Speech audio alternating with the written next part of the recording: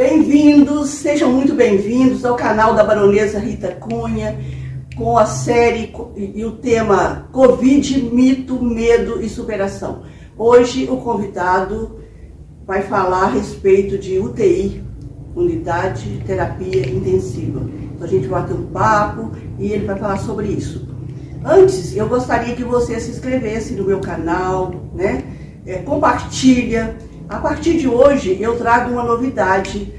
Eu vou estar sorteando, né, para todas as pessoas que se inscrever e deixar um comentário. Se você deixar um comentário, você vai participar do sorteio. O meu convidado hoje, ele é bem bacana, gente, mas bem bacana mesmo. É o Dr. José Ari Amateia Neves. Ele é médico cardiologista, foi vereador por 3 mandatos, ele é músico, poeta, membro da Academia Patrocinense de Letras. Hoje, no Em Frente a Frente com a Baronesa, eu recebo o Dr. Ari, o querido Dr. Ari, amigo de todos. Seja bem-vindo, Dr. Ari. Eu gostaria que o senhor falasse, se apresentasse. Pode falar um pouquinho do senhor, do seu hobby, né, que é música, o senhor escreve também. Quem sabe um dia a gente pode sortear um livro dele aqui também. Com certeza. Né? Com certeza. Então, foi um prazer. Primeiro agradecer o seu convite, né? Eu já assisti algumas palestras gravadas que você me mandou e acho muito bom que numa época que as pessoas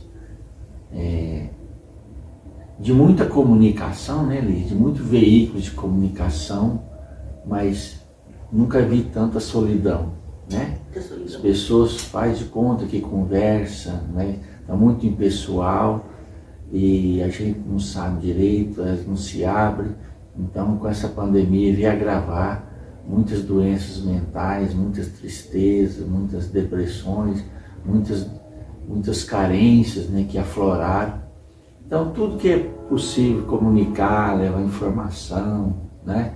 Entrar em contato com as pessoas, conectar as pessoas, eu acho válido nesse dia de hoje, hoje em dia.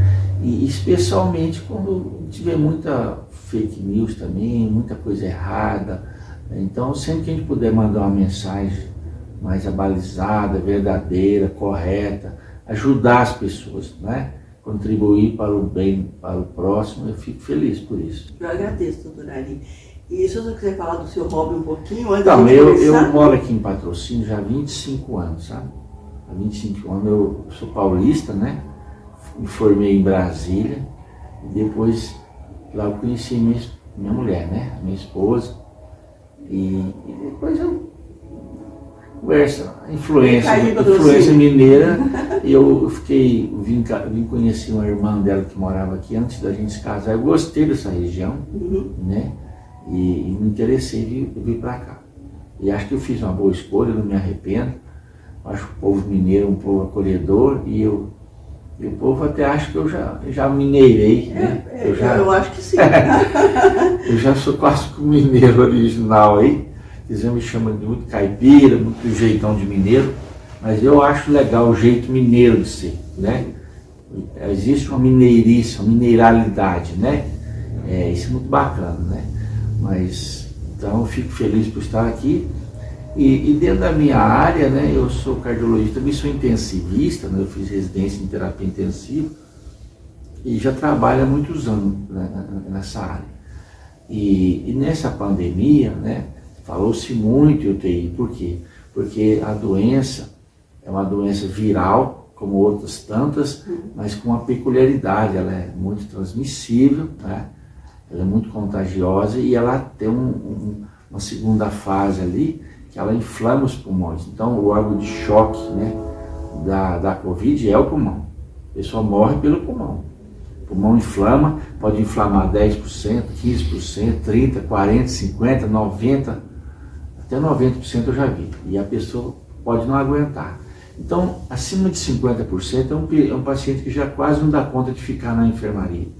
Inflamou 50% ou mais, é um paciente que já é indicado para a UTI, porque ele vai precisar de mais oxigênio, precisar de mais técnicas de ventilação, e se ele piorar, ele vai precisar ser entubado, né?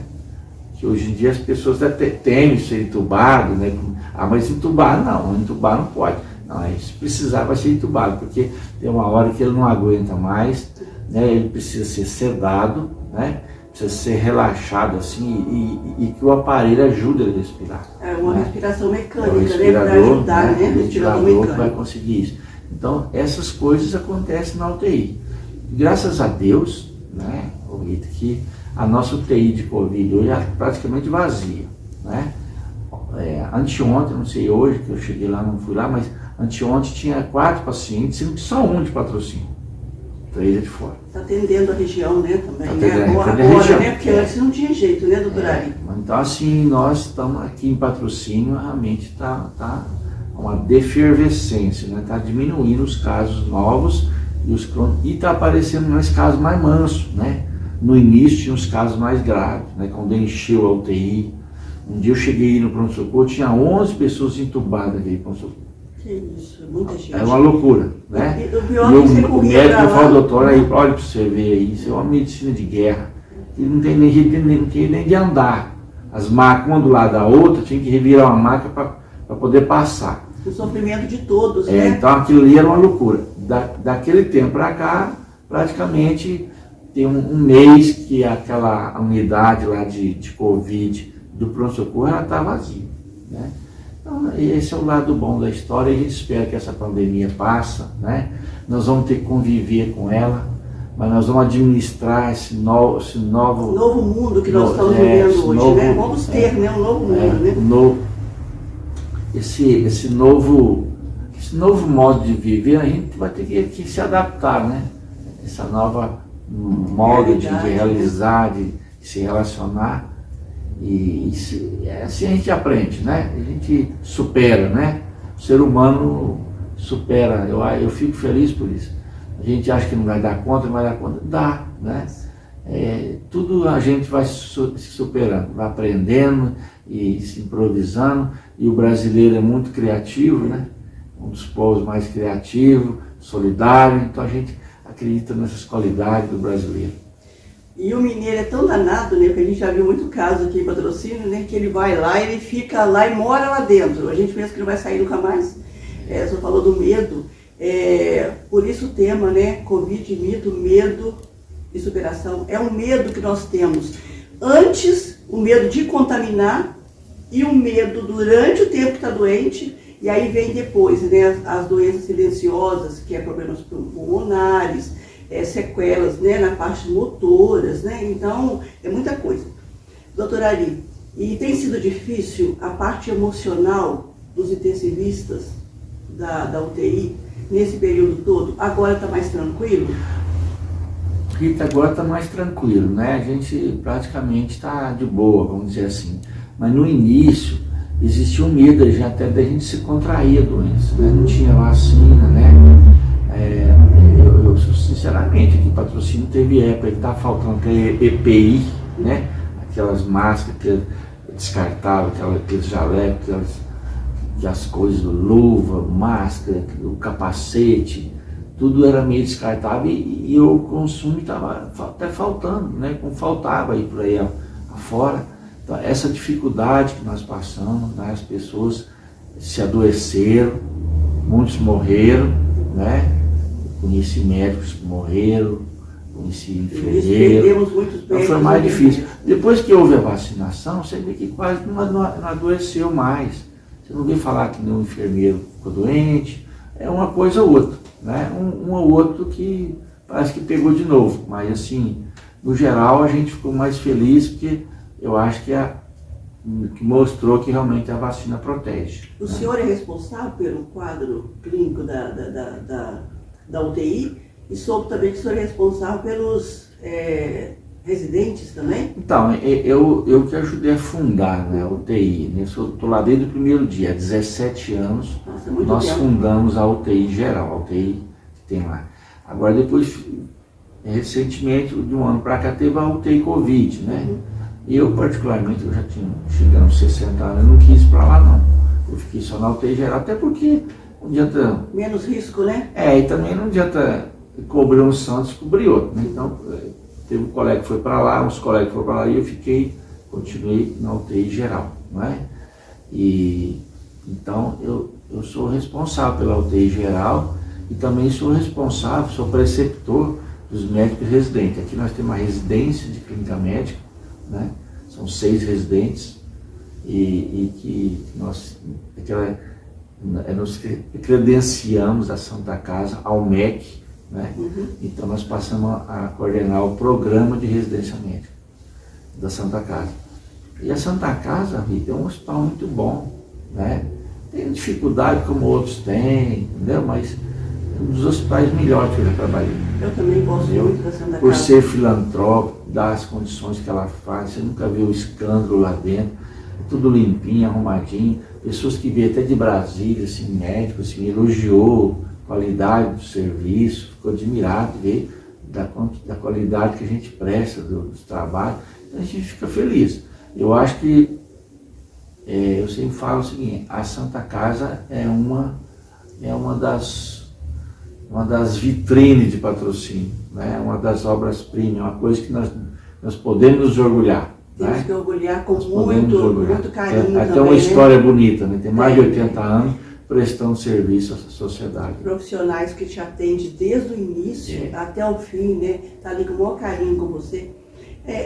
Nós falamos de intensivista, o médico intensivista é por opção ou ele tem uma especialização, uma preparação para ser intensivista? É uma pergunta assim, interessante que eu queria que o senhor respondesse.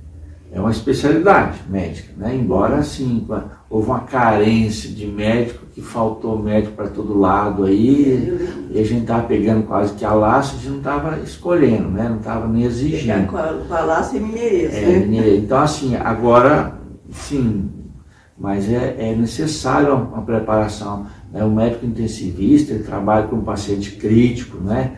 Paciente gravemente enfermo, paciente cirúrgico, clínico, e tem que ter toda uma rotina própria, mas não é difícil, né? Quem gosta de emergência vai se adaptar à rotina da UTI, né? Então eu gosto de cardiologia, mas depois fiz terapia intensiva como segunda opção e ficou muito bom. Eu acho que eu me adapto bem, eu não me estresso. Já acostumou também, né, doutora? Estudei, Já acostumou. O povo gosta de mim porque eles acham, mas o senhor não estressa, não estressa, a gente vai acostumando e assim a gente vive bem e trabalha lá. Eu acho que eu contribuo à minha maneira, ajudando as pessoas lá na terapia. E me ajudando também aqui, né? Porque ele já está falando. O doutor Ari, ele, né, desde o início, na linha de frente, né, do Covid, e ele também se contaminou. Doutor Ari, o senhor sentiu medo também, depois de ver tudo que viu, de ver tantas pessoas ali, naquelas dificuldades, sofrendo, perdendo vidas, principalmente? O senhor sentiu o quê? Eu fui um dos primeiros a contaminar aqui em Patrocínio, então assim, fiquei com medo, porque a gente não tinha nem muita referência, e eu passei muito mal. Mas eu fiquei em casa, não precisei ir para o hospital. Não teve necessidade de ir para o hospital, mas passei mal, fiquei ruim. Mas gerou medo, não gerou? E se eu parar naquele lugar lá, meu Deus? Eu fiquei assim, passava um dia, acordava e não melhorava, no outro e nada, e vai. Depois de uma semana a gente vai perdendo paciência, né? Assim, que demora, né? Se eu piorar, aí eu vou morrer mesmo. Eu não vou, vocês vão escapar, não. Essas coisas até passam na cabeça da gente. É lógico. Né? Eu sou que salvou tanta vida, né? Mas capaz que a minha missão tinha acabado ainda. É verdade. Né?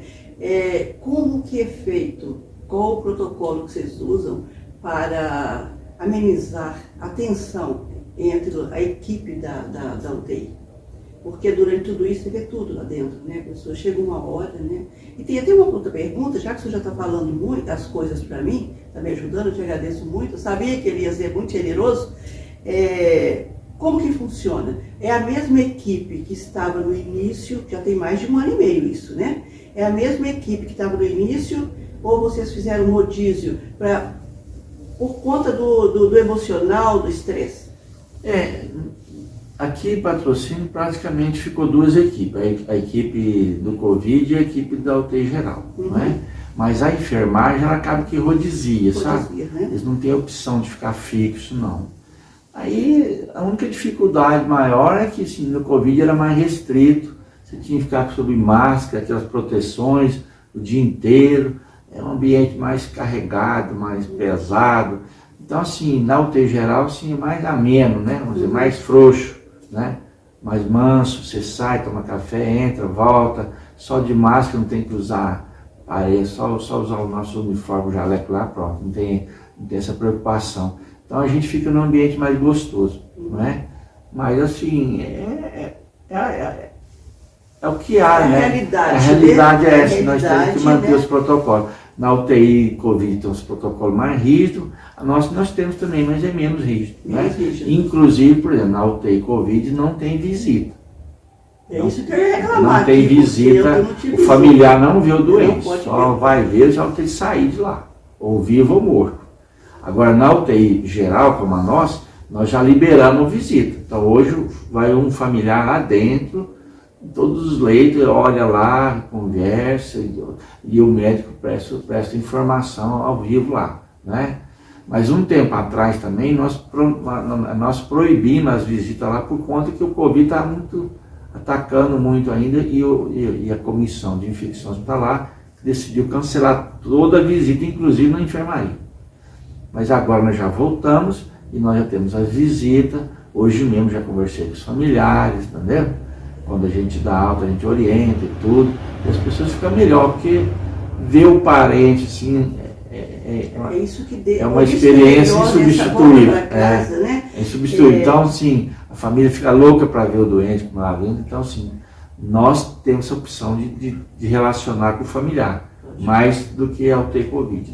Doutora Ari, como é ele conviver no meio de tanta dor, de tanta tristeza, e ao mesmo tempo achar, assim, né, força para acalentar os familiares? Porque isso tem que ser o quê? Psicólogo ao mesmo tempo, né?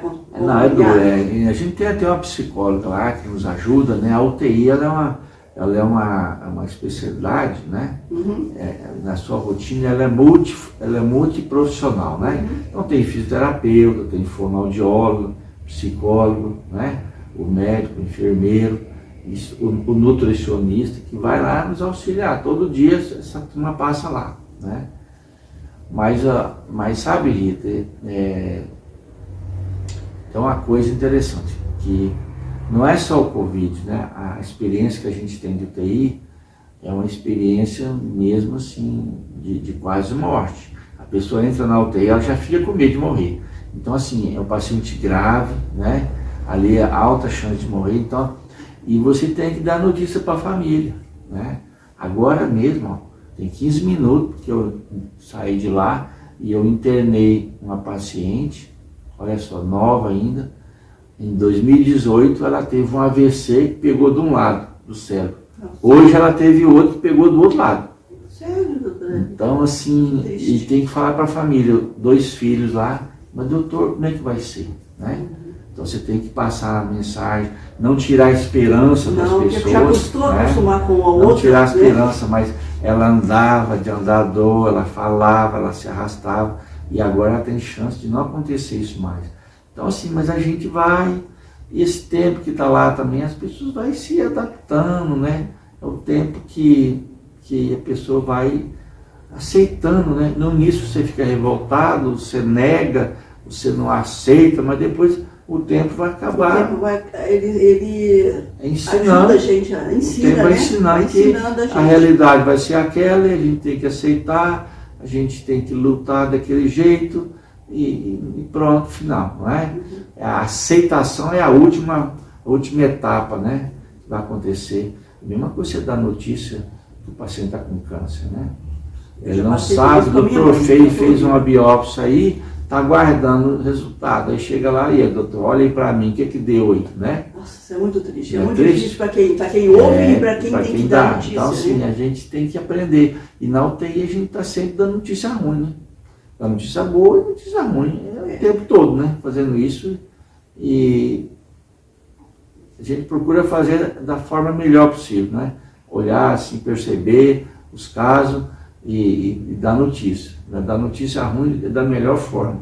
E eles relutam muito, né? E hoje em dia, durante essa pandemia toda, a gente ouvia assim, E para UTI para quê? Para viver ou para morrer? Porque todo mundo que entra não sai, né? Ô, doutora Ari, foi difícil, não foi? De repente vocês deparam com uma situação dessa, né? Uma pandemia que ninguém esperava. E vocês estavam preparados para isso? Ou houve assim uma preparação depois? Acho que, não sei, nem sabe nem te explicar, né? O que a gente pode pensar numa situação Rita, dessa. a gente preparou, assim, o infectologista deu palestra, né? A enfermagem deu uma qualificação lá, entendeu? E para as pessoas e tal, palestra daqui e dali, a gente via na internet, na televisão, as informações chegando. A gente foi assimilando, não é? Exatamente assim, um preparo técnico, não teve não, o negócio foi meio assim, entendeu? E no início ninguém sabia direito o que estava fazendo, né? Foi uma loucura para todo mundo. No início a gente nem sabia o que era essa doença direito, por isso que eu lembro que o doutor, o reverendo, até seu amigo, o reverendo Roberto, que mora aí perto, ele pegou Covid, e ele falou para mim, e ele ficou no hospital assim, top, né? Top, Albert Einstein. Não, ele ficou no Sírio-Libanês. Pois é, eu tinha morrido, gente. O negócio é top, né? O que o médico lá falou para ele? Falou assim, doutor, na verdade a gente está testando o remédio, a gente não conhece essa doença direito. Falou assim para ele. Normalmente você está testando remédio em mim? Você está testando. A gente não sabe direito. Você está uma doença nova, né? Você está bem tendo medo em qualquer lugar. Porque é doença nova, então você sabe. Então por isso que deu aquela polêmica de usar hidroxicloroquina, né? Tá. No início o povo tinha mais fé, hoje já acabou, né? Só o Bolsonaro que não acredita. Não acredita. Mas assim, a pessoa foi deixando, por quê? Foi vendo que alguns remédios a gente tinha fé no começo, mas tudo é um teste, é um aprendizado, né? Ainda é um teste. E hoje, de fato, o que sobrou é o seguinte, que o que funciona melhor ainda é a vacina e o distanciamento, para que o vírus não se dissemina. Se a gente ficar meio que distanciado, ele não tem como passar e progredir para frente, não é? Agora, se aglomerar, né? Andar num ônibus cheio de gente, boate. Imagina no carnaval lá na Marquesa de Sapucaí. Aquele além do roubo, ainda tinha Covid para levar para casa. Sardinha na lata, né? Senhora, ela é uma loucura. Então, aquilo é impensável, né? É uma coisa assim, impensável em tempos de Covid. Eu sempre tive medo com essa gente, falando de carnaval, não custa nada a gente relaxar um pouquinho. O ano atrasado, parece, os Lions foram homenageados pelo Escola de Samba lá de Itaquera, não sei, lá de São Paulo. Aí nós saímos no ônibus e fomos, todos felizes da vida, né? Chegamos lá, gente, que loucura é aquilo? Aí, e ver aquilo de um camarote na beirada, assim, é a coisa mais estranha. O Raymond passava para lá, coitado, e a mulher com um salto desse tamanho, e tinha até que ir lá no final e voltar. Ele voltava, parecia que ele estava morto. Aí uma hora eu falei, vem cá que eu te dou um refrigerante aqui, vem cá, toma uma cervejinha com a gente. Ele falou, tô morto. Gente, aquilo ali é bonito, é só quando você vê na TV, a vida não é tão colorida igual vocês pensam. Ô, doutora Ari, eu aceitei 2 perguntas, né? Talvez não sei se o senhor vai poder responder as perguntas. Tentei ser o mais leve possível. Primeiro que eu nem sabia o que perguntar. Eu falei com a Elisa, assim, senti tanto frio aqui, né? E é tão bacana, né? E ele não veio tocar pra gente, mas vai voltar. Tem uma pergunta aqui. Quando a UTI estiver com a capacidade, estava, né? Ou estiver, né? Porque ainda pode acontecer, né? Com a capacidade máxima, qual o critério para a pessoa receber um leito? A idade ou o paciente que tiver mais chance de sobreviver e sobreviver bem? É um jovem ou... Isso é a pergunta, a gente está ouvindo muito isso. Na verdade, Rita, os pacientes ultimamente, uns 4 meses para cá, a maioria era mais jovem, né? Mais jovem, gente mais jovem. Os velhos foi mais no começo, né? Você vê lá na Itália, 90, 92 anos, 100 anos, e foi morrendo tudo. Né? Muita gente velha lá, então morreu tudo. Os idosos foi quase que morrendo tudo, né? Veio forte. Agora, os idosos já vacinaram e estava vindo, né, internar na UTI, menino até com 25 anos. Menino novo, pegando Covid, e grave e estava parando na UTI. O critério que a gente usa é que nem eu te falei, assim, é a dificuldade do paciente se manter na enfermaria. Ou lá no pronto-socorro mesmo já faz a triagem. Olha, ele chegou grave, que ele está precisando de muito oxigênio, ele está desaturando, está no máximo aqui com 15 litros. Esse paciente não pode ficar nem na emergência nem na enfermaria. Tem que ir direto para a UTI. Mas e se na hora tem uma vaga só entre um jovem e um velho? Isso aí é uma dificuldade, mas a gente tem que escolher. Eu acho assim, na verdade, sempre a gente escolhe o que tem mais chance de sobreviver. De sobreviver bem, né? Não adianta, né? Tem que ser isso o paciente mesmo. já está meio, é um paciente com câncer terminal e tal, e está chocado aqui. Esse paciente às vezes não é um caso de UTI. Ele vai morrer, mas a gente tem que dar dignidade para ele, confortar, cuidar dele lá, põe ele lá mesmo no pronto-socorro, passa morfina, oxigênio, cuidado com ele, até deixar ele partir, né? Ajudar, a gente ajuda a nascer, tem que ajudar a morrer. Não é só entubar e atrasar a morte dele numa semana, isso não é judiar dele. Então tem umas decisões, né, que cabe até a bioética, a gente procura fazer certinho, corretamente, né? O que a gente precisa fazer é a ortotanásia, né? A eutanásia é um crime, né? No Brasil ela é considerada ilegal, mas a ortotanásia não, a gente tem que ajudar as pessoas, orientar ele, a família, mas na UTI, tecnicamente, né, do ponto de vista médico, era para receber pacientes graves, mas viáveis. Viáveis. Né? Então se tem um que não é viável e outro é viável, é o viável que tem que entrar. Né? Ontem mesmo, anteontem, uma pessoa falou, então vamos dar a vaga aí. Mas só tem uma vaga aqui, você escolhe se você tiver outro. Aí ela escolheu o outro. Aí falou, então vou mandar uma outra. Um paciente mais jovem. Então assim, lá mesmo ela já optou por escolher uma paciente que ela achou que era melhor. Que era jovem, não sei o quê, e o outro, parece que já tinha sequela, tinha Alzheimer, ela preferiu ficar com ele por lá. É verdade. Doutora Ari, é um dilema também, né, para você, assim, né, lá na UTI. Por exemplo, qual critério que vocês usam? Se entuba ou se deixa só no capacete, né? Um capacete, né?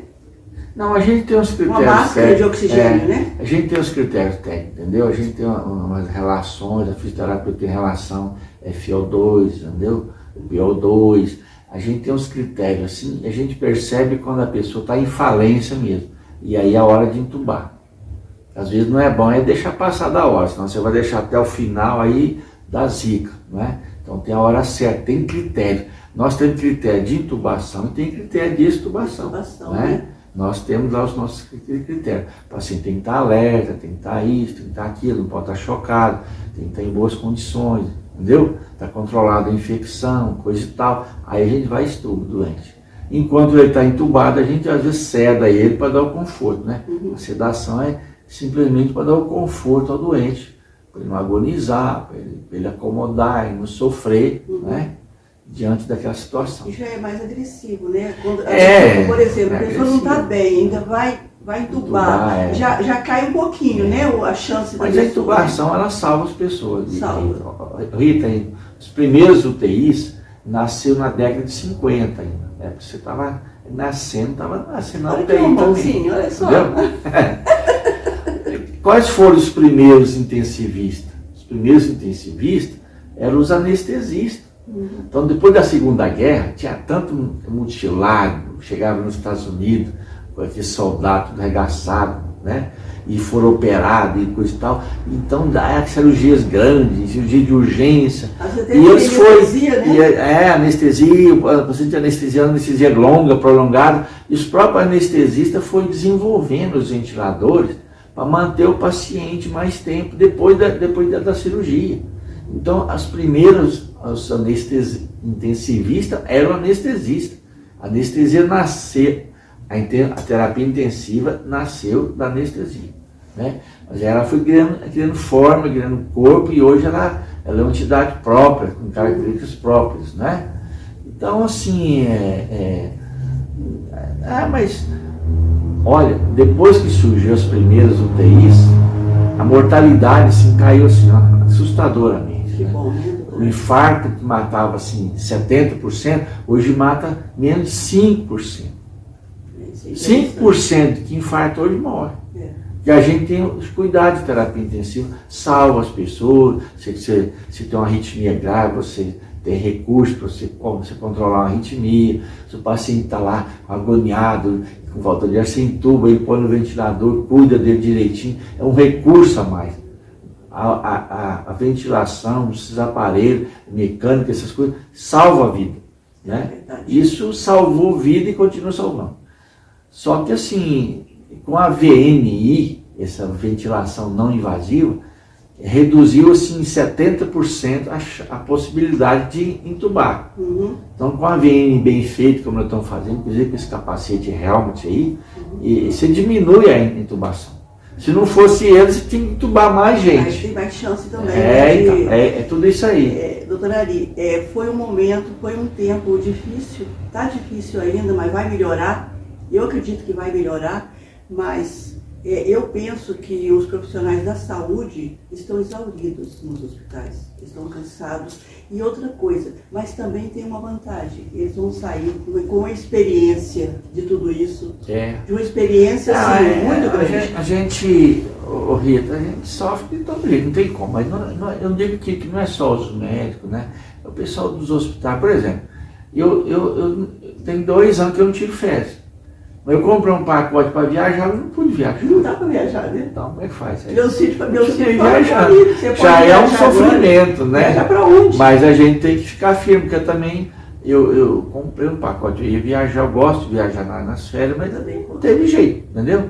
Então a gente tem que entender a dificuldade, que todos estão nesse barco, né? Todos estão sofrendo no Brasil, em outros países, a gente já foi atingido, né? Foi uma doença que chama pandemia, né? De todos, né? Ali não sobrou nenhum país, né? Desde os países ricos até os mais pobres são afetados por essa pandemia. Falar nisso, meus filhos falaram assim, vai viajar porque não tem jeito de viajar, né, doutora Ari? É fácil de falar, né? Doutora Ari, a outra pergunta é, os pacientes mais jovens e sem comorbidade são prioridades? É aquela pergunta que o senhor respondeu, né? Mas eu acho assim, que o senhor respondeu aquela pergunta, né? Então, o Covid, os pacientes mais jovens, sem comorbidade, muitas vezes não precisa parar na UTI, entendeu? Eles vão na enfermaria, lá mesmo a gente cuida deles, tem a máscara. Então, tem as enfermarias, né? E a gente lá cuidando deles, às vezes não precisa parar na UTI. A grande dificuldade mesmo, a maioria dos casos, eram os casos pacientes mais idosos, com comorbidade. Ou paciente tinha enfisema pulmonar, paciente diabético, paciente grande obeso, não é? Esse paciente é perigoso, porque se pegar Covid, o Covid nele parece que vem mais forte, né? Então até hoje você vê que teve uma vacinação aí, parar de descer aí, para vacinar os pacientes com comorbidade, não é? Foi isso mesmo. Com comorbidade, tinha diabetes, não sei mais o que. Então agora vamos vacinar esse pessoal aí, que é operado do coração, que é transplantado renal, que faz hemodiálise. Aí foi fazendo esse pessoal, os pacientes da comorbidade. Então, esse é o grande problema. Esse paciente jovem que não tem comorbidade, assim, ele costuma ir bem. Muitas vezes pega o Covid, eles nem sabem que tem. Sabe. Esses até os perigosos. É o sintomático, não é? Eles pegam e saem andando aí para a rua. O sintomático, ele tem sequela? Não. Não? A pessoa às vezes nem sabe. A primeira pessoa que pegou Covid em patrocínio, ela não sabia. Que tinha Covid? Você sabia disso? Não. Então eu vou te recordar. Era uma moça, uma estudante da Unicef, e ela tinha vindo da Itália. Mas não tinha sentido nada, né? E pá, de cá, aí ela começou a fazer teste aqui, e alguém falou, mas você veio da Itália, você tinha que testar esse trem, tem que fazer o teste. Pá, de cá, ela foi fazer e deu positivo. Foi o primeiro caso aqui no Triângulo Mineiro. Triângulo Mineiro. Nem Uberlândia não tinha. O primeiro caso de Triângulo Mineiro foi uma menina, uma jovem de 24 anos, 20 e poucos anos, que nem sabia que tinha. Então, não tinha comorbidade. Mas até o povo ficou com medo, porque ela estava andando lá na faculdade de boa, né? E ninguém sabia. Eu acho que nem tanta gente contaminou assim lá, né? Não, mas aí... Ô, doutora Ari, o senhor vai lá, salva vidas. O doutor Ari é uma pessoa muito querida, né? Foi vereador aqui por 3 mandatos. Ele é uma pessoa muito querida em Patrocínio, muito respeitado. E salvou muitas vidas, né? Uma pessoa do coração bom. E o doutor Ari, ele trabalha e à noite ele tem que voltar para casa. Como é? Qual o protocolo que o senhor usa de proteção para a sua família? Então, lá na Santa Casa a gente tem um uniforme, tipo um pijama lá que a gente usa, né? Esse pijama a gente deixa lá. E como eu não estou no Covid diretamente, eu só chego em casa, tiro a máscara e tiro a roupa e tomo um banho, né? Eu acho que um banho é coisa boa. É bom, né? Para relaxar também, né? Mas engraçado, sabe? Você vê, eu peguei Covid e minha mulher ficou do meu lado e não pegou Covid. Eu peguei do meu marido, cuidar dele. Não aqui no minuto. 3 testes, nada. Como é que pode, hein? Como é que pode? E ela não usava máscara. Na época eu estava com Covid. Mandaram pra casa, aí os né? filhos tinham saído de casa, ficou só eu e ela dentro de casa e mesmo assim não pegou. Mas eu acho que sempre é bom. A minha preocupação não é lá em casa, é dentro da UTI mesmo, de não se contaminar. Quando você vai fazer um procedimento, fazer uma tracostomia, vai cortar, drenar, fazer sutura, entendeu? Para um negócio desse, pegar um acesso venoso central, a gente procura se paramentar Mais, né? da melhor forma, Como dentro da técnica, com asepsia, né? Então ali, todo aquele vestimenta, é tudo asséptico, né? Então assim, e ali mesmo a gente tira. E lá fica tudo, né, doutora Ari? Eu vou te contar, o que é pior de tudo nesse trem de contaminação é as mãos, você sabia?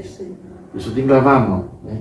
Então, se você lavar as mãos, minha amiga, você já está muito caminhando. A mão é contaminada, você contamina ali, depois você contamina a tranca da Onde porta, toca, e né? vai pegando o celular em cima da mesa. O outro vem e pega, Vem, né? pega. O suor já vai Então, passando, a né? gente, as bactérias, né? Bactérias hospitalares, elas andam desse jeito, elas não saem voando, não. Vai de mão em mão, né? Mão daqui, vai dali, encosta na cama, na roupa, no doente, vai aspirar ele, que se contamina, vai no outro. Então, essa preocupação nós temos diariamente.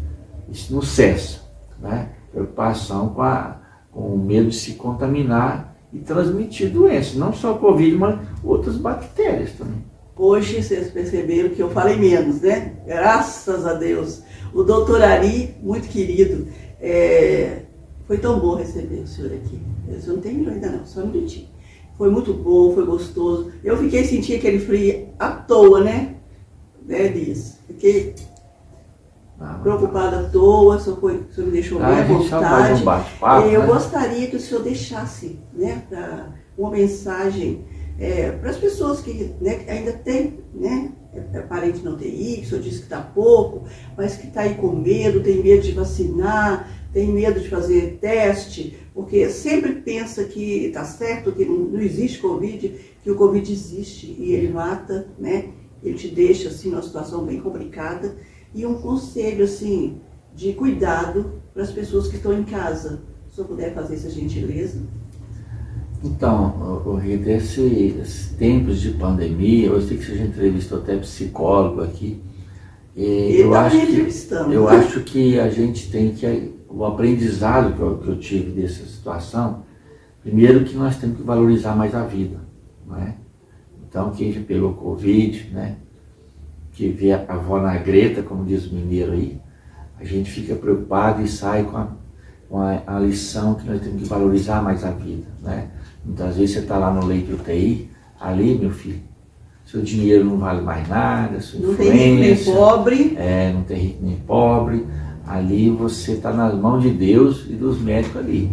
Então, assim, valoriza a vida. Nós temos que... A pandemia também nos ensina que nós temos que respeitar um ao outro. Se você se vacinar, se você se cuidar, você já está ajudando a não transmitir a doença. Então, muitas dessas coisas que aconteceram no Brasil foi irresponsabilidade, né? Por que o Japão, por que na China, que morreu muito menos que no Brasil? Porque muitas vezes os países se cuidou diferentemente, tratou o Covid diferentemente. Então nós temos que ter compromisso com a sociedade, sabe? Ter esse compromisso de saber que eu tenho que fazer o meu dever de casa, não é só por mim. Que eu fazendo isso, estou protegendo o meu vizinho, o meu próximo, né? Estou deixando da doença disseminar. E outra coisa que eu penso assim, é valorizar a família. Que nessas horas que a gente está no hospital, a gente ficar vejo as sozinho pessoas, lá, né? Sabe que não pode ver sabe o tanto que é importante queridos, a família, né? A presença da família. Você começa a valorizar a amizade, valorizar os filhos, os pais. Eu acho que esse é o aprendizado dessas doenças graves, né? Essas situações limite que a gente passa. Então, o ser humano, sabendo que a gente não é muita coisa, não. A gente é falho, fraco, né? Como diz a Bíblia, né? A vida da gente é um sopro, né? Um instante, né? É um instante. Passou, é como a flor da erva, né? Seca-se a erva, cai a flor. E já nós estamos nascendo, já nós estamos envelhecendo e morrendo. Mas enquanto nós estamos vivos, né, vamos celebrar a vida, né? Vamos curtir, né? Eu, por exemplo, você não perguntou, mas eu gosto, o meu gênero de música, eu perguntei desde o início, eu mas sou ele não músico, falou. né? Eu sou músico e atualmente eu gosto mais de tocar clarinete e sax, que são instrumentos de palhetas. Vou trazer para tocar para vocês. E eu gosto muito de chorinho, gosto dessas baladas, gosto de música romântica, música internacional. Mas o chorinho, em especial, nós temos um grupo mais focado no choro. O chorinho, o choro, a palavra choro veio assim de uma música lamentosa, né? Um lamento, que eram as músicas quase daqueles escravos. Que antigamente, o que acontecia na época do Império? Né? Era muito sofrimento, né? Os ricos iam às festas, naqueles salões, né? Muita comida, da alta sociedade, né? O que tocava lá? Lá tocava valsa, polca, essas eram as coisas assim, algum bolero. E pessoal lá de fora, que eles não tinham nem instrumento. Então começou assim, o chorinho começou com a flautinha, com um pandeiro. Feita por eles, pandeiro, né? quase que um instrumento de instrumentos e uma percussão. E muitos deles eram os negros que tocavam, a classe média pobre, que tocavam naqueles ritmos que veio lá da África, e foi fazendo isso e foi se formando, aquela música lamentosa, né? Então foi aparecendo, né? E aí foi se formando essa música, que ganhou um corpo, ganhou uma identidade, né? O primeiro choro no Brasil, que é considerado o primeiro choro do Brasil, foi do músico chamado Calado, né? E esse Calado fez uma música chamada assim, que ele configurou, é um ritmo meio dançante, meio rápido, bonito, brilhante, né? Que mexe com a gente. E o choro é considerado o pai do samba. O samba veio do choro, então o choro ele veio primeiro. E é uma música nossa, música que nasceu na periferia da cidade, entre a classe média baixa, entre os negros, e tem essa música com percussão, com ritmo, né? Então, assim, eu fico feliz por isso. E sempre que eu divulgo o chorinho, que muita gente nem sabe disso, não tem essas informações, mas é uma música nossa, música, né? Valorizada nossa. E há pouco tempo atrás, por exemplo, eu vi a Orquestra Sinfônica da Rússia tocar o Tico-Tico no fubá. Eu estava dançando aqui, era o Tico-Tico no fubá. Que é um chorinho, né? O chorinho do Ernesto Nazaré, né? Então o Tico-Tico no fubá é um choro, tocado com uma orquestra internacional. Então é uma música bonita, é uma música que ela... E outra coisa assim, que eu queria falar rapidinho, depois eu posso falar mais, mas uma das coisas também que me chamou aqui quando a gente patrocínio do choro, que me alertou, é porque eu descobri que um dos melhores choristas do Brasil é da nossa região. Sério? Você sabia disso? Não. Chama Abel Ferreira, que ele é de Coromandel. De Coromandel. Coromandel tem muitos menino artistas, novo, né? que nasceu ali em Coromandel, morou até os 20 anos, né? E foi para São Paulo e fez muito sucesso. E tinha um grupo que formou uma banda que chegou a excursionar pela Europa, tocando choro. Ele mesmo fala que ele veio do choro, né? Ele tocava de tudo, mas as músicas melhores que eles compôs, chorinho, não é? Doutor Ari, a gente vai ter que arrumar um só para isso. E vamos fazer uma roda aqui para a gente ouvir chorinho, porque senão fica muito grande o vídeo. O Elias já está me olhando ali. O doutor, essa revista, Bem Vista, né? É do meu curso aqui, que está aqui na frente, é o Elias Miranda.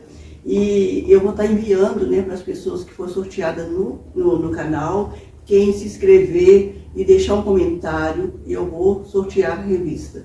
E tem até uma matéria da doutora Ari, quem receber a revista vai ter o prazer de ver, né, essa matéria. E hoje eu disse que a gente tinha uma novidade, doutora Ari. E hoje eu trouxe o café deguste. Dizem que quem toma o café deguste não deixa de tomar. Eu vou deixar na descrição do vídeo para vocês todos os contatos do café deguste. Vou ver se eu falo um pouquinho de vocês do proprietário. Obrigado. Ontem eu tive a honra, né, de receber na minha casa o dono o cafeicultor Frederico Souto e sua esposa, seu filho, né, da fazenda São Sebastião, da região do Salitre. Gente, o café deguste é delicioso. Eu vou deixar na descrição do vídeo contatos, e-mail, tudo para vocês. Se você quer vender, você compra. Se você quer comprar em casa, eles entregam, o Frederico entrega em casa, gente. O café deguste é uma delícia. Acho que eu fiz uma boa propaganda, não fiz? Doutora Ari, foi uma honra tão grande receber o senhor. Foi tão bom mesmo. Tá? Muito obrigada, tá? Agora já sei, sabe que eu não preciso ter medo do senhor mais, né? Ô, gente, muito obrigada. Gratidão, doutora Ari. Agradeço a oportunidade, estamos sempre ali na Santa Casa, à disposição das pessoas, né? Trabalho lá quase que direto e sempre pronto a ajudar na medida possível. E eu agradeço a oportunidade e desejo sucesso na sua empreitada. Às vezes eu erro, escrevo errado, né? Hoje eu tive um probleminha aí de escrever. Olha, não enxerga, né? Porque a gente é velho, gente. Não tem problema. Eu descobri que tem um blogueiro de 103 anos. Não tem importância, eu posso fazer também. Mas vou aprendendo, tenho os amigos que ajudam, né? Não vai dar certo. Muito obrigada, gente. Muito obrigada mesmo, tá? Obrigado, Elias Miranda, que está aqui colaborando conosco, né, doutora Ari? Sempre uma pessoa boa e um amigo, né? Sempre um amigo. Obrigada, Elias.